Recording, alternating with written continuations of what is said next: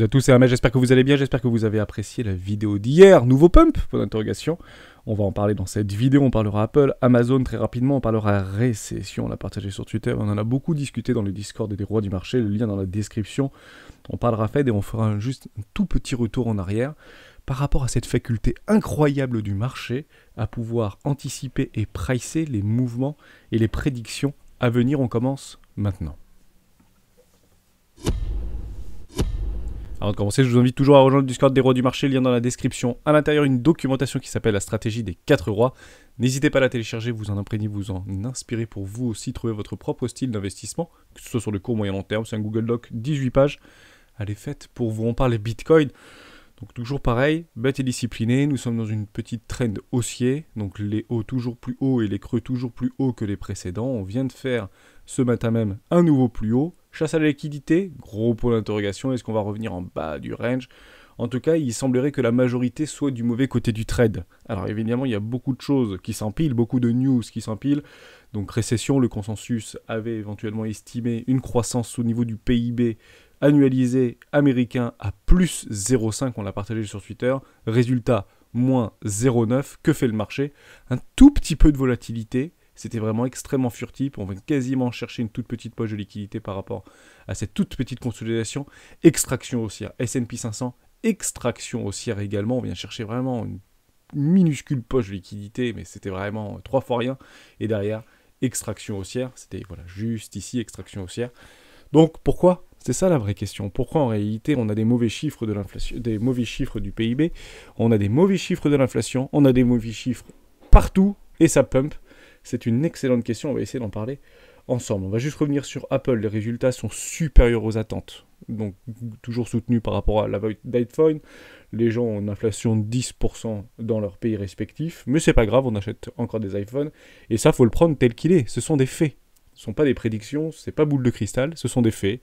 Donc les résultats sont au-dessus des attentes au niveau d'Apple, plus 10%.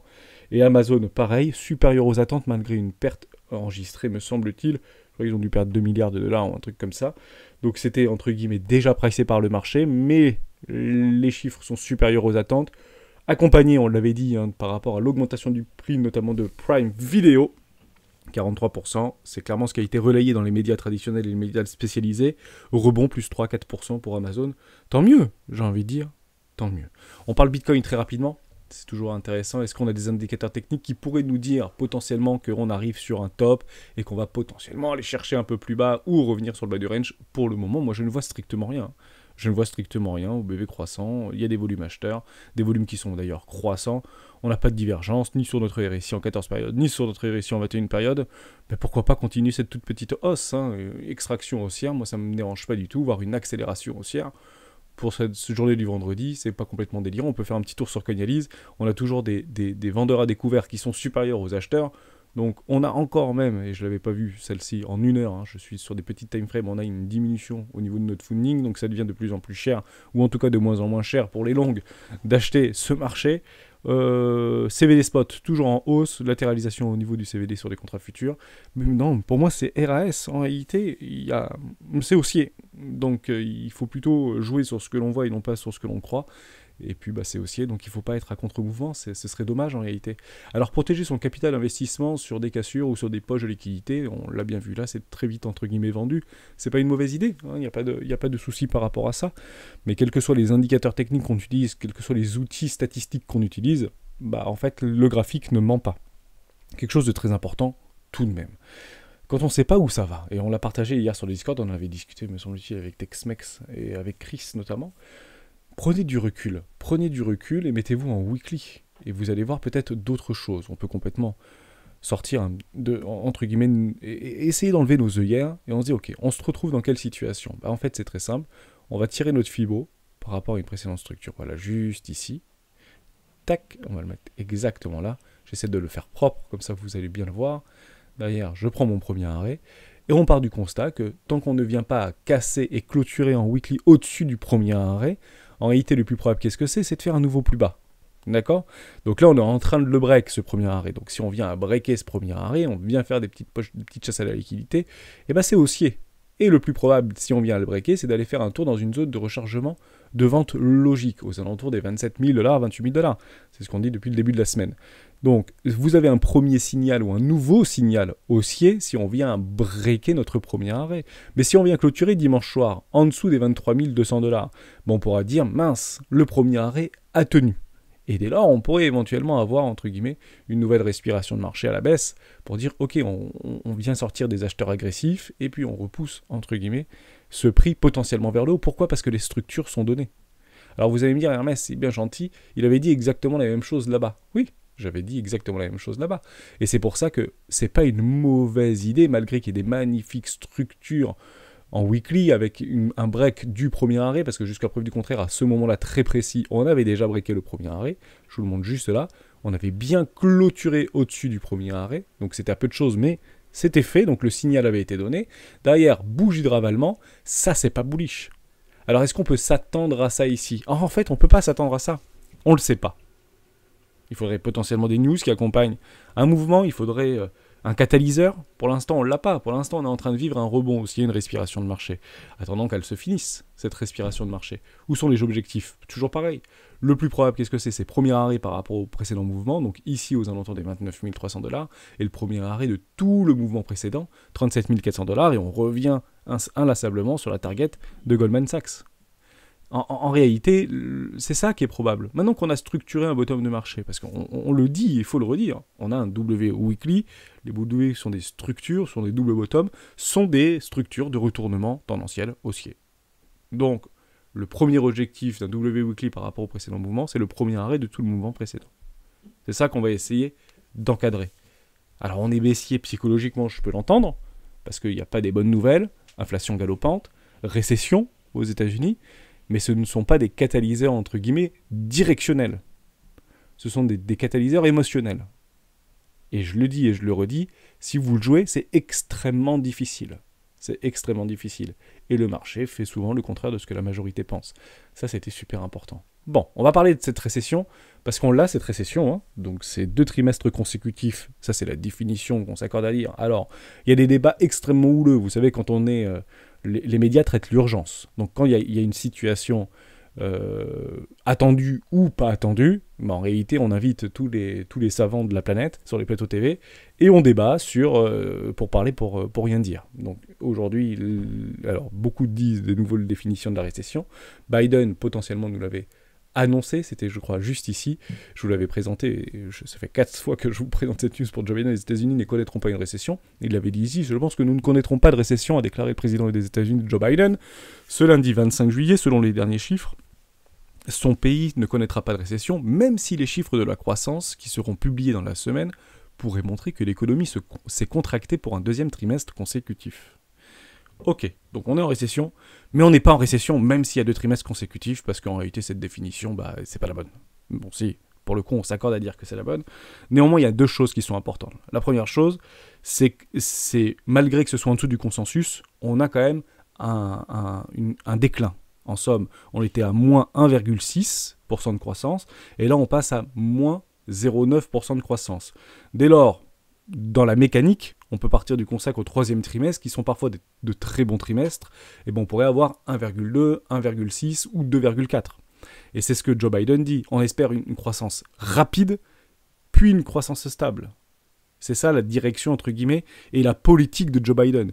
Il fera tout, oui, pour diminuer l'inflation, mais il fera tout pour sauver son pays, et en tout cas retrouver la croissance. La croissance est de pair avec nos sociétés développées. Sans croissance, il n'y a pas de société. C'est comme ça qu'on a basé depuis les 100 dernières années notre civilisation, notre nouvelle civilisation humaine. Donc la croissance va de pair avec, entre guillemets, l'équilibre des marchés, l'équilibre psychologique, l'équilibre de l'humanité, l'équilibre de tout ce que vous voulez. Donc c'est là-dessus qu'il va falloir travailler. Maintenant, au niveau de la récession, ça c'était important, on va reprendre en arrière ce qui s'était passé. Et je pense que c'est là où on a des petites choses qui déclinent par rapport à des biais psychologiques qu'on pourrait avoir. On y va ensemble, juste ici.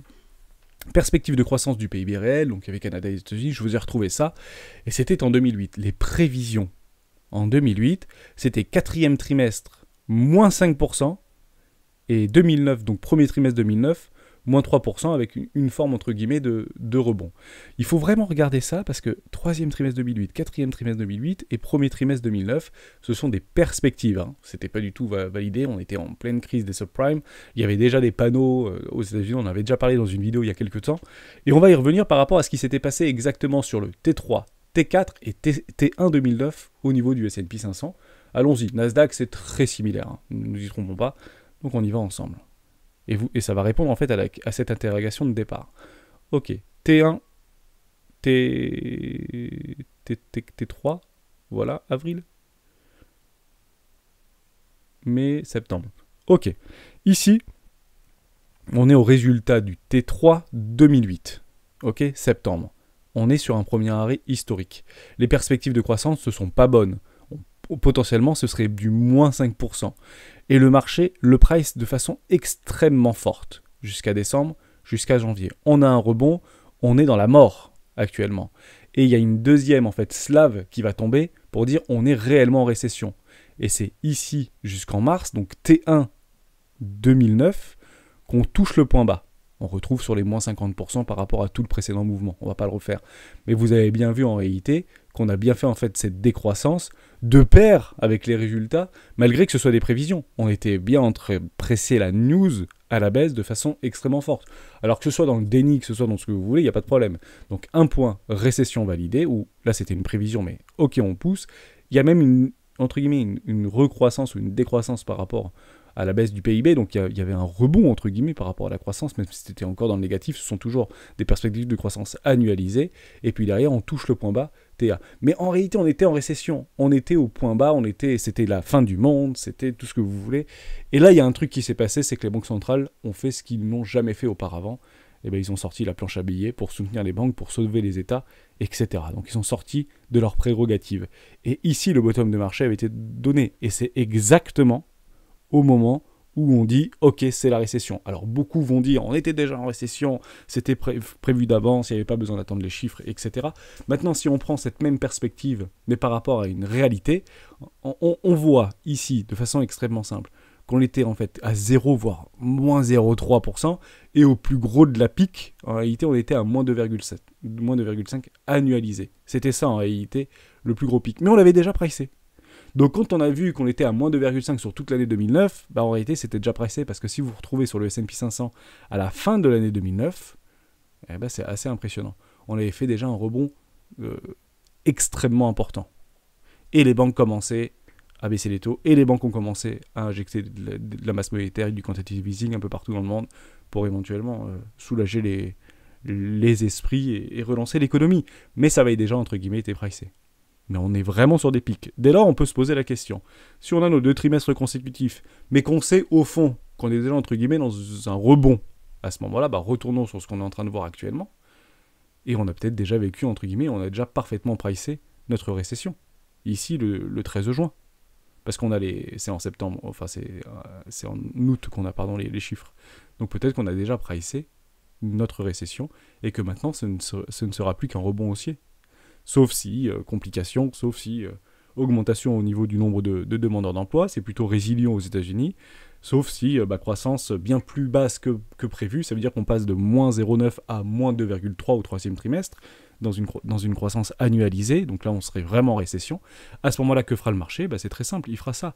Mais vous allez dire, on le savait qu'il allait faire ça, parce qu'on est à moins 2,5. Mais non, actuellement on ne le sait pas. Vous voyez ce que je veux dire ?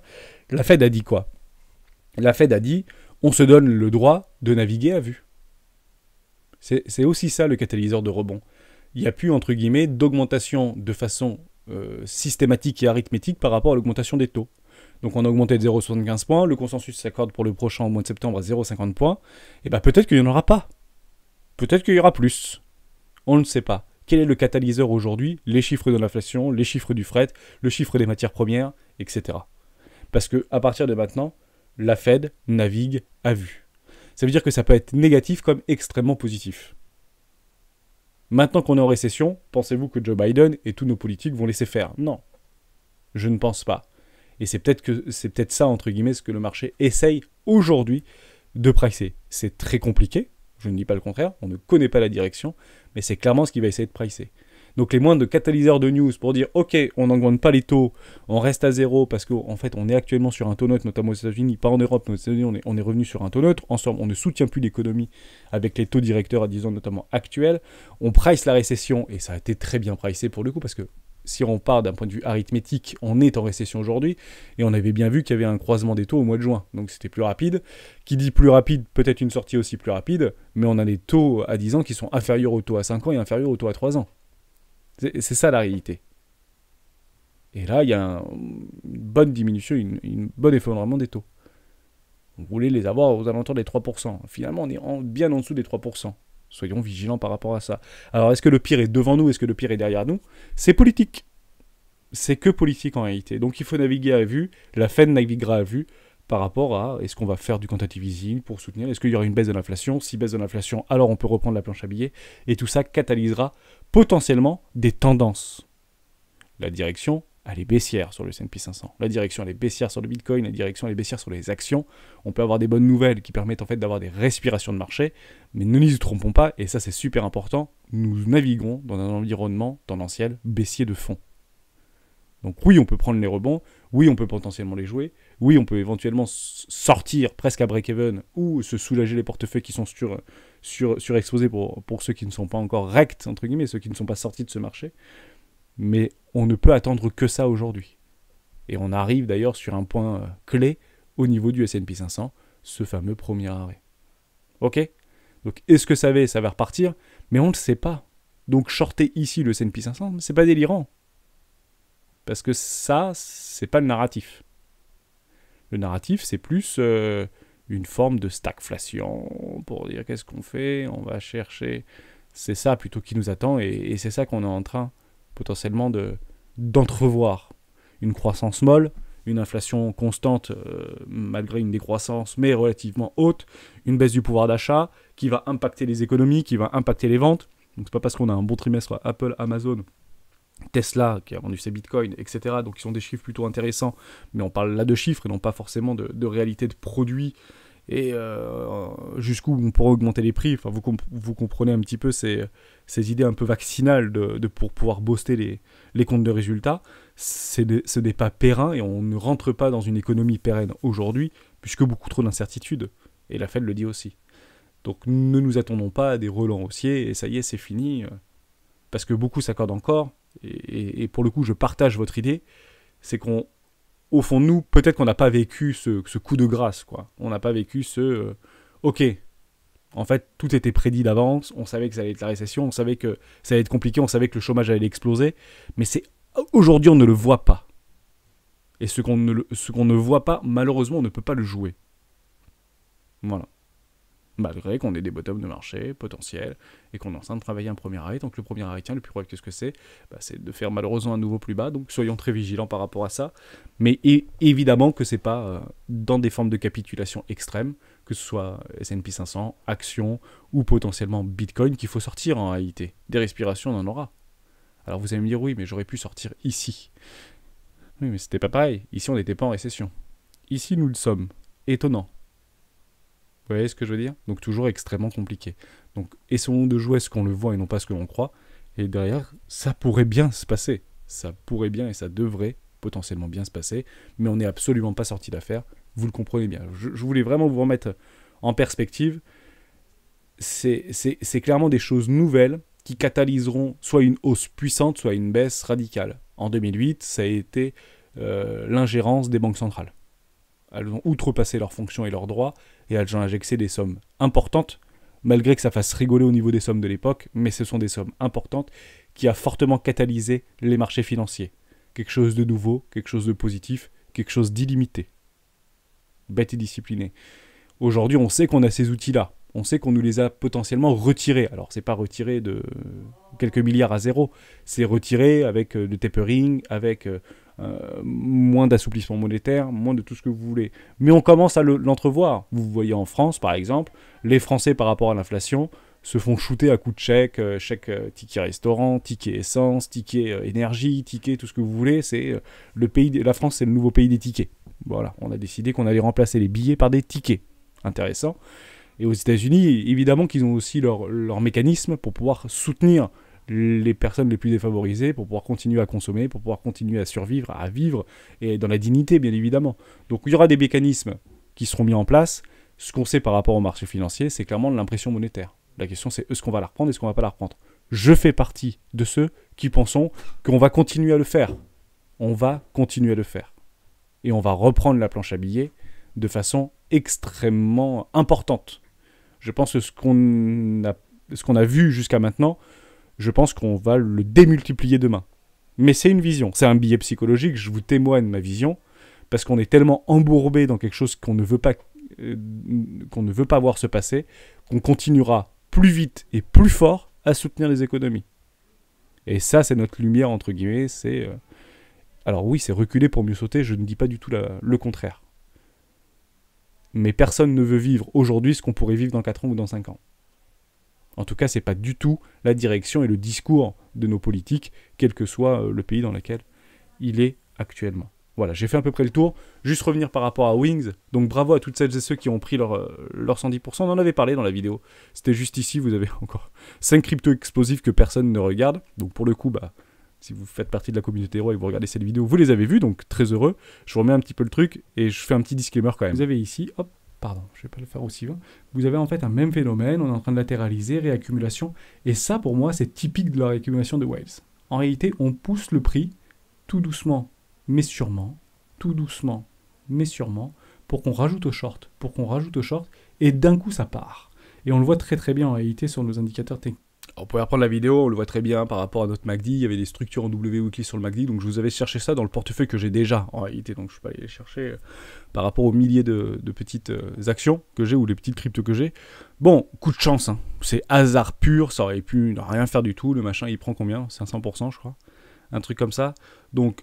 Le plus probable, qu'est-ce que c'est 700%, c'est impressionnant. Alors il y a des news, j'ai vu dans le Discord qu'il y avait des news qui avaient potentiellement catalysé ça, alors, des augmentations de 450%, vous pouvez avoir la meilleure news du monde, sauf si c'est Bill Gates qui a racheté le truc là, ou qui a investi là-dedans 1 milliard, mais alors c'était par rapport éventuellement à la possibilité de pouvoir monétiser des NFT ou de stocker des NFT, je sais plus trop, ça faisait partie de ce truc là, je me rappelle plus très bien par rapport à ce que j'ai lu.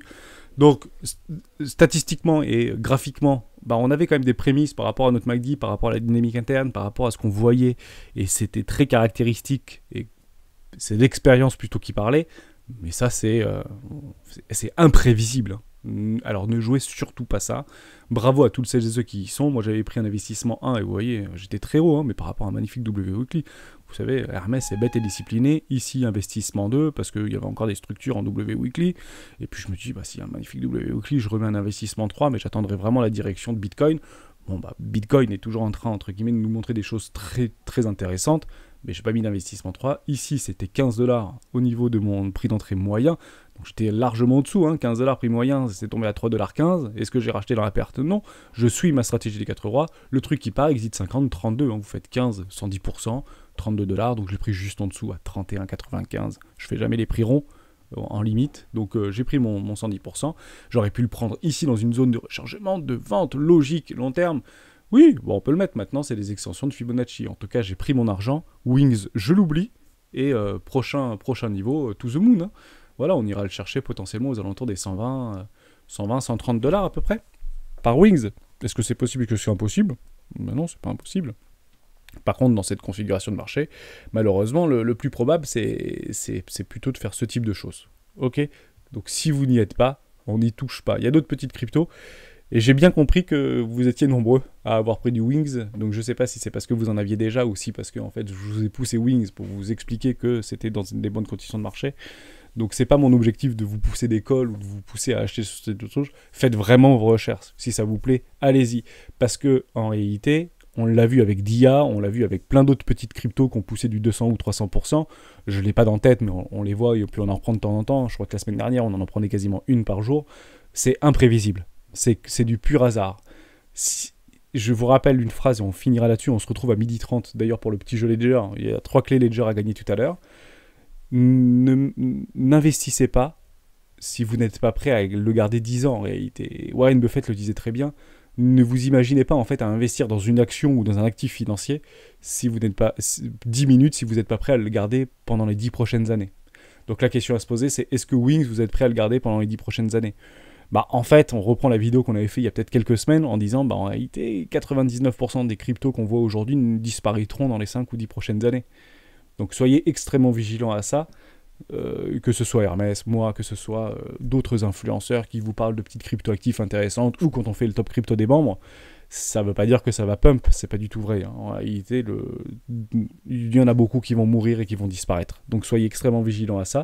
Mais quand même, bravo à toutes celles et ceux qui l'ont pris. Je pense qu'il y en a beaucoup d'autres qui sont dans cette configuration de marché. Je vous invite à aller regarder au niveau du fondamental. Regardez les mêmes conditions de marché et de regarder si oui ou non vos cryptos que vous avez actuellement sont dans ce sens-là ou justement ne sont pas dans ce sens-là. Parce qu'on prenait avec Balancer, par exemple, et bah, c'était une moins bonne configuration. Donc c'était plus en fait d'un point de vue pédagogique pour vous montrer si c'est plutôt comme ça, bah, éventuellement c'est peut-être pas une bonne idée de la garder ou en tout cas de trop se surexposer dessus. Regardez peut-être d'autres candidats qui peuvent, alors pas à 700%, mais qui peuvent potentiellement nous proposer au moins de récupérer et de retourner dans nos frais. Parce que le plus important sur les marchés financiers, c'est de sécuriser son capital d'investissement. Quand le capital d'investissement est sécurisé, on pense à gagner de l'argent. Mais en fait, quand on arrive sur le marché, on pense déjà à essayer d'en perdre le moins possible. Et ça passe par la stratégie. Merci à tous et à tous d'avoir suivi cette vidéo jusqu'au bout. J'ai beaucoup parlé, peut-être un peu moins graphique, donc désolé par rapport à ça. Et on se retrouve pour le live de 12h30. Truc la Ledger à gagner. Et après, il y en aura d'autres dimanche, parce que je sais que vous ne serez peut-être pas... Pas tout le monde sera sur le live de tout à l'heure, c'est normal. Donc j'ai divisé en deux. Comme ça, on n'oublie personne chez les rois. Ciao.